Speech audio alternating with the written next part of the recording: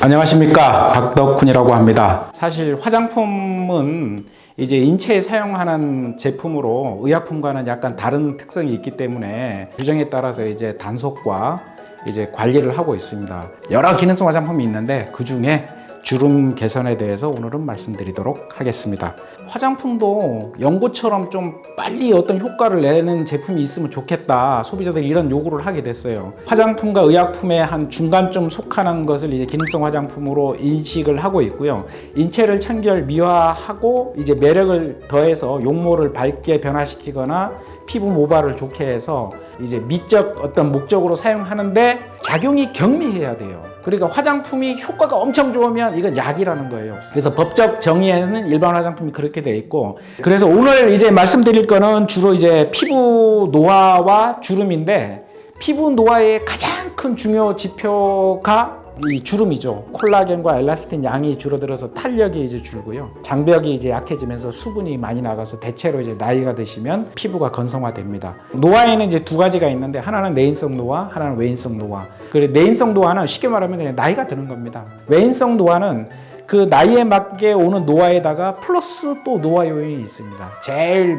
메이저한 게 이제 자외선, 두 번째가 이제 담배나 그 어떤 유해 그 환경에 노출되는 거. 저도 이제 굉장히 그 눈을 찡그리는 버릇이 있어요. 그래서 찡그리게 되면 여기 이제 자주 쓰는 근육에 대해서 이제 주름이 생기거든요. 나이가 들면서 이제 주로 하는데, 잘 때 이제 슬리핑 포지션 이런 것들도 이제 다 외인성 노화를 촉진하거나 특정 어떤 주름을 만들어내는데 컨트리뷰션 한다고 알려져 있습니다. 주름을 그럼 감소시키려면 어떻게 해야 되냐 하면, 콜라겐은 이제 프롤린, 글라이신, 하이드록시 프롤린, 하이드록시 라이신 요 네 개의 아미노산이 순서대로 이제 계속 결합을 하면서 나중에 꼬이고 트리플 헬릭스가 돼서 이제 프로콜라겐이 되고 그 다음에 콜라겐이 되는데, 요 전 과정을 활성화시키면 콜라겐이 이제 많이 만들어지니까 피부가 이제 탱탱해지는 거죠. 또 한 가지 방식은 콜라겐을 이제 부서지는 속도를 늦추는 방식이 있습니다. 1번 레티놀, 2번 레티닐 팔미테이트, 4번 폴리에톡실레이티드 레틴 아마이드. 그래서 사실은 1, 2, 4번은 레티놀입니다. 레티놀과 레티놀 유도체 2개. 그래서 총 레티놀 제품이 3개가 되고요. 그 다음에 아데노신 하나, 이렇게 되어 있습니다. 아데노신의 특징은 이제 물에 녹고, 나머지 3개는 이제 오일리 컴파운드라서 물에 녹지 않는데, 마지막 폴리에톡실레이티드는 물에 녹게끔 이제 유도체화한 것입니다. 폴리에톡실레이티드를 쭉 길게 연결하면 그게 PEG가 되는데, 계면활성제 역할도 할 것으로 지금 추정되고 있습니다. 미백 소재는 이제 멜라노사이트에서 주로 액션을 하기 때문에 표피층과 진피층 사이의 그 베이설 레이어, 그 연결 부위에 이제 그 멜라노사이트도 있거든요. 거기서 이제 해야 되기 때문에 미백제 같은 경우는 굳이 진피까지 들어갈 필요가 없다. 표피 제일 말단까지만 들어가면 되는 거고요. 주름 개선은 주로 이제 각질이나 표피에서 역할을 하는 게 아니고 주로 이제 진피층에서 역할을 하거든요. 그래서 주름 개선 소재는 미백 소재보다는 좀 더 이제 피부 깊숙이 들어가야만 효과가 날 수 있다, 이렇게 말씀드릴 수 있습니다. 오일리 컴파운드가 피부로 훨씬 잘 들어가거든요. 레티놀 같은 경우는 그냥 오일성 물질이기 때문에 특별한 기술 없이도 아마 피부 내로 잘 들어갈 것으로 보고 있습니다. 오늘 4가지 성분 중에 레티놀에 대해서 말씀드리겠습니다. 레티놀은 또 다른 용어로는 이제 비타민 A입니다. 레티놀 관련된 제품들을 전부 비타민 A라고 칭하고 있고요. 그 중에 이제 한 가지 폼이 레티놀입니다.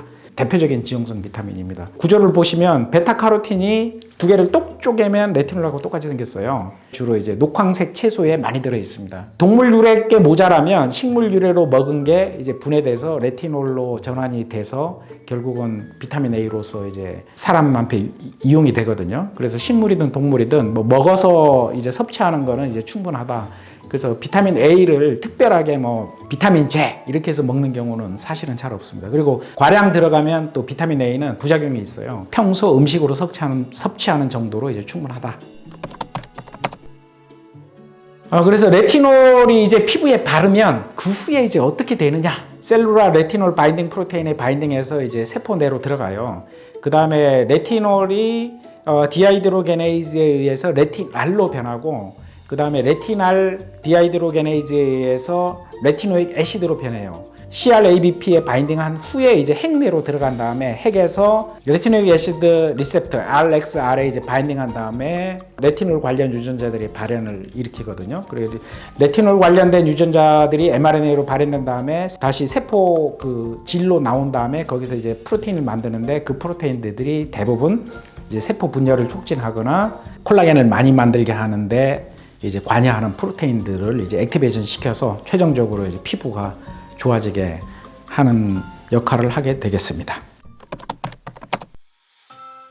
그 중에 다우케미칼이라는 유명한 화학 회사에서 요 레티노익 애시드를 이제 제조를 했죠. 처음에는 여드름으로 개발을 하려고 그랬어요. 이 피지선을 공격해서 피지선을 다운시키고 턴오버를 빨리 해서 이 여드름 피부를 깨끗하게 하는 것을 이제 어느 정도 이제 그런 보고들이 좀 있어서 다우케미칼에서 본격적으로 그걸 연구하기 위해서 이제 대량 생산 시스템을 갖추고, 그 다음에는 이제 트레티노인, 요 올트란스 레티노익 애시드죠. 이거를 갖고 이제 임상을 했어요. 여드름 환자들 임상을 했는데 여드름이 없어지는데 부작용은 아닌데 주름도 없어지는 것 같다. 이 제품을 임상 끝나고 계속 사용했으면 좋겠는데 어디서 구입하느냐? 주름 임상을 피험자를 다시 모아서 실제로 주름 임상을 해보자 해서 주름 임상을 실제로 한 번 더 했어요. 그러니까 레티노익 애시드 0.05%, 0.01%, 0.001% 비클하고 비교하는 실험을 이제 320명, 그리고 굉장히 많은 그 피험자를 가지고 이제 24주 동안, 상당히 오랜 기간 동안 이제 실험을 했습니다. A는 이제 사용 전, B는 사용 후 주름이 확연하게 이제 줄어든 걸 알 수 있는데 24주 사용했습니다. 피부의 색소 침착도 좀 많이 줄어든 것을 볼 수가 있습니다. 심지어 멜라닌에 대한 효과도 있었어요. 그래서 피부톤도 이제 밝게 개선이 됐다, 이런 것을 알게 되었습니다. 여드름만이 아니라 이제 피부에도 엄청나게 좋은 효과가 있다, 이렇게 알게 돼서 이제 이거 빙고 이렇게 해서 팔려고 하는데, 작용이 강하면 뭐죠? 약으로 허가를 받아야 되죠. 쓰려고 달려들었으나 FDA에서 이제 스탑해서 이제 화장품으로 이거 못 쓰고 얘는 약으로 받아라, 그렇게 해서 약으로 허가가 됐습니다. 이제 레티노익 애시드가 효과가 있는 걸 알게 됐어요. 다른 것도 테스트해보자 해서 테스트를 막 했어요. 13시스 레티노익 애시드 이성질체죠. 이거는 이제 제약회사들이 또 달려들어서 해보니까 바르는 것보다는 먹는 게 효과가 훨씬 좋은 거예요. 여드름 치료용으로 이제 상품명이 아큐텐, 루아큐텐 해서 지금 아마 국내에서도 유통이 되고 있어요. 약으로 처방해 주는 거는 항생제 아니면 아큐텐 아니면 루아큐텐 중에 하나일 거로 생각이 됩니다.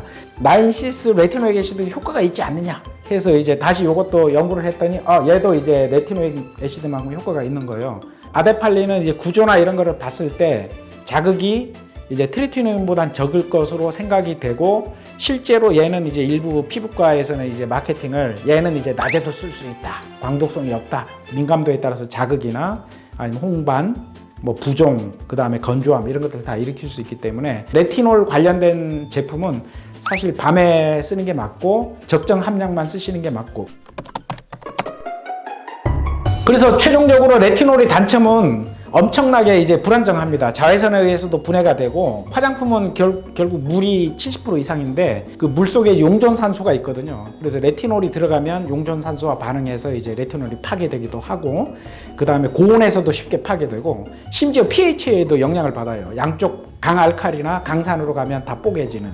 그래서 굉장히 불안정한 물질이에요. 레티놀을 이제 화장품 업체들이 이제 FDA에서 써도 좋다, 낮은 농도로 2500IU 정도는 오케이 해준 거예요. 소비자들한테 도착해서 찍어보면 2500IU가 안 나오고 뭐 1500IU, 뭐 2000IU, 뭐 어떤 경우는 뭐 거의 소실된 수준까지 가는 경우가 종종 발견이 돼서 이제 업체들이 레티놀 제품을 보호하기 위한 차광 용기, 그러니까 자외선이 투과 안 되는 용기, 그 다음에 산소를 최대한 접하지 않게 하기 위해서 에어리스, 그 다음에 그러면 레티놀을 아예 마이크로 캡슐이나 나노 캡슐로 이제 싸서 리액션을 하는 것을 방해하겠다 해서 특수 안정화 기술. 일부는 또 화학적으로 레티놀의 불안정한 부분에다가 뭐를 붙여서 이제 사이즈를 길게 해서 좀 더 안정화를 시키겠다, 안정화를 위한 유도체 기술, 이런 것들로 이제 레티놀이 단점을 보완하면서 화장품 업체들이 쓰려고 이제 사용하려고 굉장히 노력을 했죠.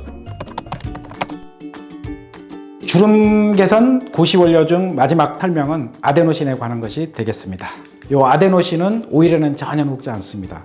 그래서 물에만 녹는 구조고, 구조는 되게 단순하고 작아요. 파우더로 이제 판매도 되고 있고, 또 리포좀이나 아니면 여러 가지 그 액상으로도 이제 판매가 되고 있습니다. 아데노신이 결국은 아데노신 리셉터라고 셀 멤브레인에 있는 세포막에 있는 아데노신 리셉터를 통해서 신호 전달계를 거쳐서 최종적으로 포스포릴레이즈 C, 그러니까 PLC를 통해서 진 익스프레션을 일으키게 되는데, 아데노신에 의해서 액티베이션 된 진이 그 섬유아세포를 이제 증식을 많이 시키고, 그 다음에 안티 인플라메이션, 운드 힐링 이런 데 이제 효과가 있는 것으로 알려져 있습니다.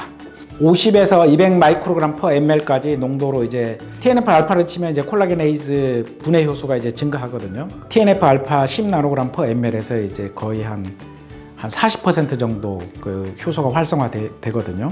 그러면 콜라겐을 많이 부수게 되는데, 이거를 이제 아데노신을 처리하게 되면 농도 의존적으로 이제 쭉 내려가는 걸 볼 수가 있습니다. 그래서 최종 한 35% 정도 리커버리 할 수 있는 능력이 있어서 MMP1의 활성을 줄일 수 있다. 피부에도 모세혈관이나 혈관들이 있거든요. 이 혈관이 누수해지거나 혈관이 이제 문제가 생기면 인플라메이션을 일으키는 여러 가지 혈관에서 문제되는 것들이 밖으로 새거나 안으로 들어가요.